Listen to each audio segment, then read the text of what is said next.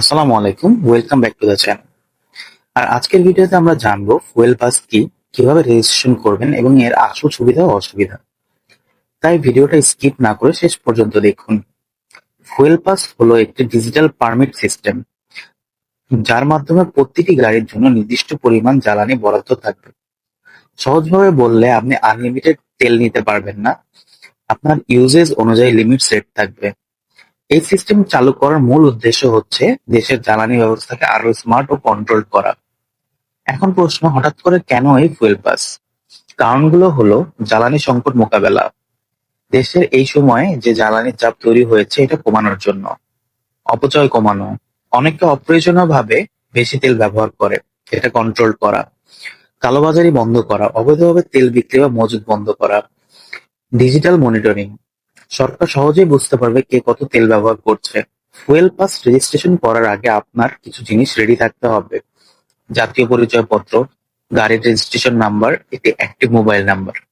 Driving licence কিছু ক্ষেত্রে লাগতে পারে। সব তথ্য সঠিক হওয়া খুব ইম্পর্টেন্ট, না হলে রেজিস্ট্রেশন রিজেক্ট হতে পারে। চলুন এখন দেখি কিভাবে আপনি একটি ফুয়েল পাস রেজিস্ট্রেশন করতে পারবেন। স্টেপ 1, অফিসিয়াল ওয়েবসাইট বা অ্যাপসে যান। সাইন আপ বা রেজিস্টার অপশনে ক্লিক করুন। আপনার এনআইডি নাম্বার এবং মোবাইল নাম্বার দিন।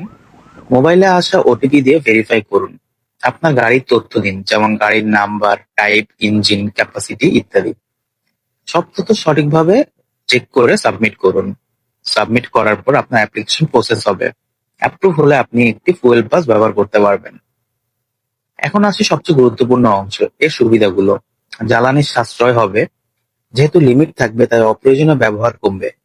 এর জন্য ভালো। ফুয়েল ইম্পোর্ট কমলে দেশের অর্থনীতিতে চাপ কমবে। কালোবাজারি বন্ধ হবে, অবৈধভাবে তেল বিক্রি বা জমা রাখা কঠিন হয়ে যাবে। স্বচ্ছতা বাড়বে, কে কত তেল ব্যবহার করছে সব রেকর্ড থাকবে। ডিজিটাল সুবিধা, সবকিছু অনলাইনে ম্যানেজ করা যাবে, কোনো ম্যানুয়াল ঝামেলা নেই।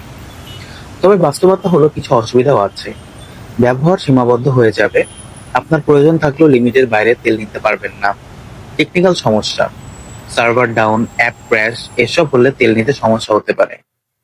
গ্রাম বা কম শিক্ষিত মানুষের জন্য কঠিন, সবাই ডিজিটাল সিস্টেম বুঝতে পারবে না।